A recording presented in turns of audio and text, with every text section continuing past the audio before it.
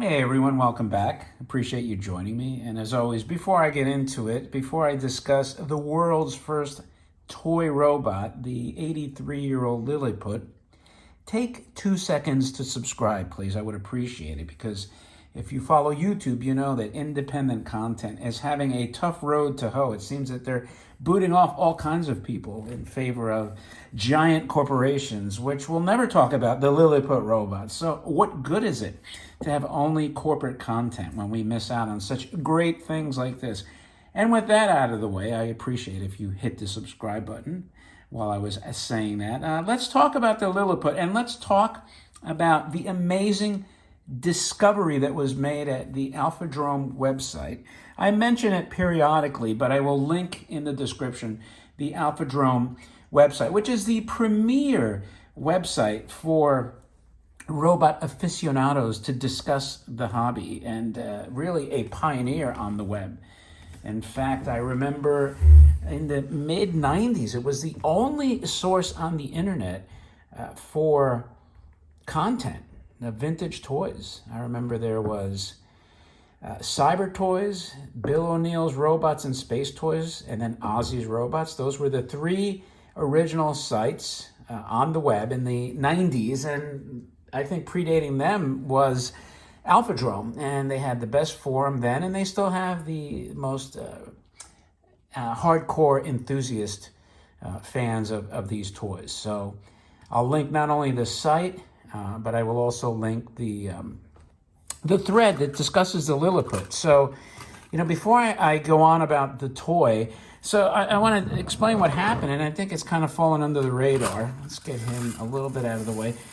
So for, maybe 30 years, we were trying to find, when I say we, robot collectors were trying to find conclusive proof of the date of the Lilliput. There was a lot of conjecture, speculation, and hypotheses, and all of them soundly based on facts and the toys of the era, the art of the box for the Lilliput. And anecdotally, we even had somebody, and I owned the robot, in fact, this is my second one, I have two now. Anecdotally, a gentleman that recalls getting the robot he claimed 1937.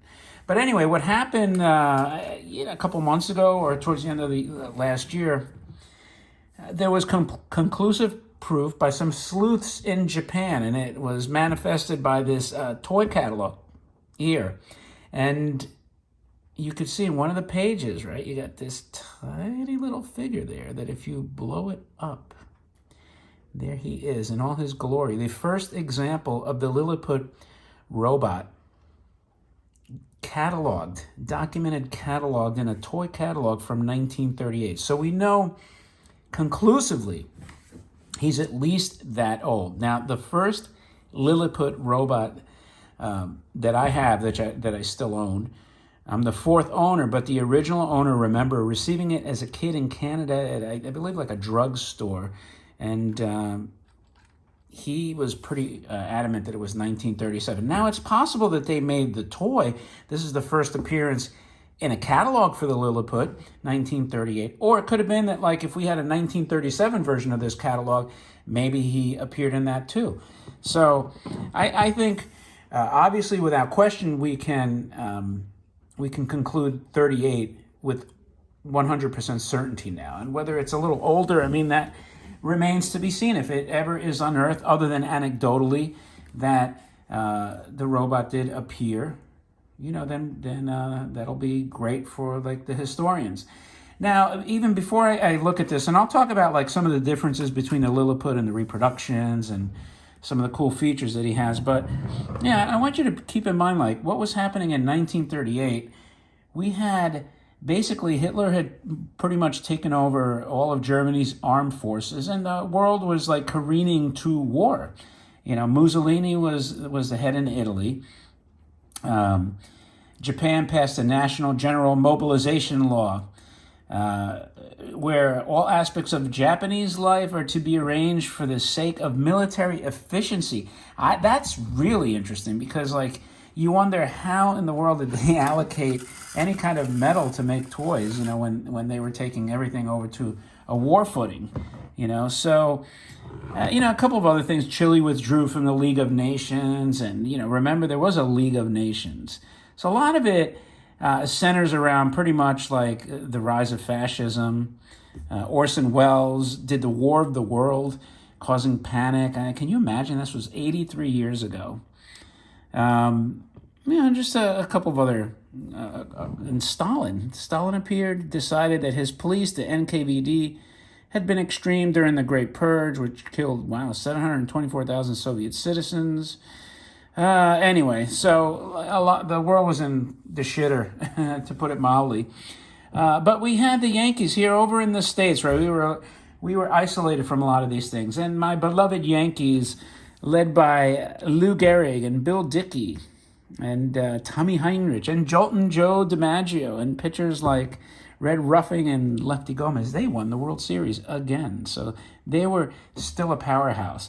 Anyway, that's kind of like a brief look at the history. So what I find made this robot like such a harbinger was, up until that time, you did have mechanical men featured in movies. You had Metropolis, humanoid appearance.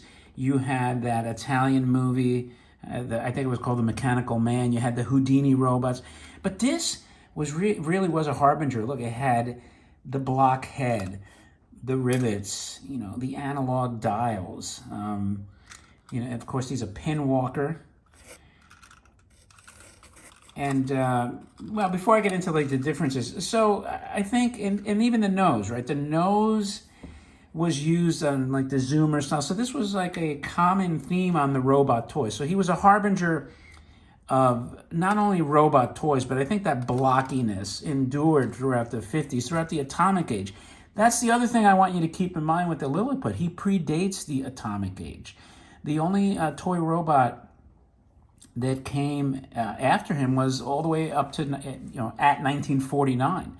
So that was at least a little over a decade later. And how is the Atomic Robot Man box, which I do have one. I'll do a separate video with him. I should have stood him next to it. Maybe I will. When I do the Atomic Robot Man video, I already have one, but I have a second one now with a box. A little tattered box, but I love the graphics on the original box. But anyway, you see the blown up landscape that was, obviously in the psyche of the Japanese at the time. So much different vibe than what the box of the Lilliput looked like, which was just a young boy and girl holding a little toy. They look almost like toddlers. Completely different vibe, despite all the militarism going on. So anyway, now if you're looking to compare, this toy, I wish I have a couple of the reproductions, but I don't have access to them, not easy access. So right off the bat, you would find that the reproductions are a little bigger. I think they're slightly taller, slightly wider. So this one looks like he's slimmed up, went to Weight Watchers, and shed a few quarts of oil, I guess. And so he's a lot more sleek looking, petite. Of course, he has the KT logo, which was used on a lot of the Japanese toys from the 30s. That was, I guess, a manufacturer popular back then. And he's a lot more orange in my hands than he looks like on the camera. Also, over here you have made in Japan. So, and then even over here, slightly, you can't really see it. You'd have to put it under a magnifying glass. You would see it says Japan and a Japanese company under there. So, one of the problems with the original ones, a lot of them lose the forearms. So what you find is that people will replace the forearm and the claw with the reproduction one, which is fine. I mean, it's great that you have that option, but it's not scaled exactly the same way, and obviously the color would never match. So, but it's certainly better than nothing, and better than having somebody having to fabricate it from scratch. Anyway, that's pretty much how you would spot a reproduction versus the original. And if you have any questions, feel free to let me know. So, let's give this guy a couple of wind-ups and see what he does.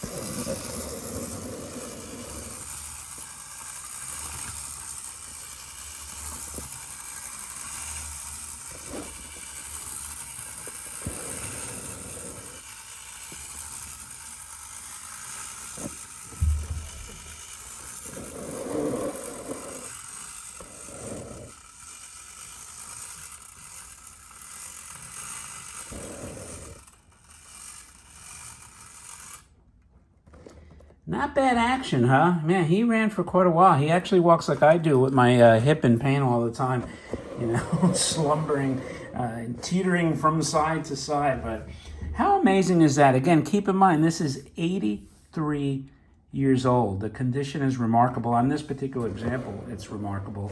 And, he's on his way to 100 years old. So it'll be quite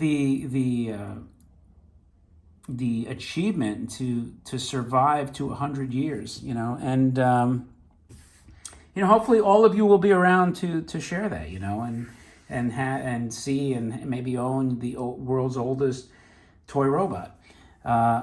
That's it for this brief look at the Lilliput. I know the video ran a little bit longer, but he has such a fascinating history that it's worth mentioning. And again, to keep in mind that all this predated it. All the technology that followed after the war, the nuclear development and things like that, and robotics in general. So he really was ahead of his time. If you like this kind of content, don't forget to like the video, leave a remark, I'll respond. And again, it's just a friendly reminder to subscribe if you haven't already done so. And as always, I appreciate your time in watching this. And with that wraps it up. I will talk to you later.